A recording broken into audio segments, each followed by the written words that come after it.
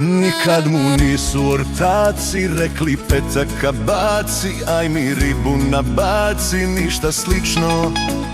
Pa je Miloš u stranci krenuo sreću da traži, mlad je sklon je blamaži, baš odlično. Pa logično je pitanje, da li je Miloš ostavljen ili je zapostavljen? Da li je Miloš prevaren ili je zanemaren? Ama Miloš je potrošen, više im ne treba, hej. Ma znaj da Miloš je čaci jer nikoga ne voli, hej. Tugo moja, hej, tugo moja, hej.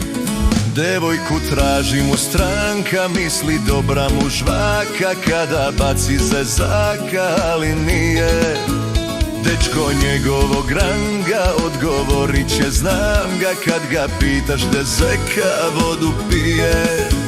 Tužno li je to pitanje, da li je Miloš ostavljen ili je zapostavljen? Da li je Miloš prevaren ili je zanemaren? Ama Miloš je potrošen, više im ne treba, hej. Ma znaj da Miloš je čaci jer nikoga ne voli, hej. Tugo moja, hej.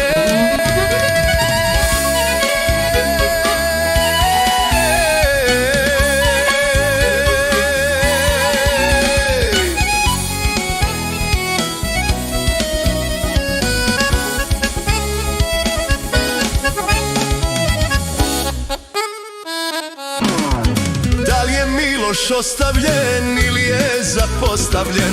Da li je Miloš prevaren ili je zanemaren? Ama Miloš je potrošen, više im ne treba, hej. Ma znaj da Miloš je čaci jer nikoga ne voli, hej.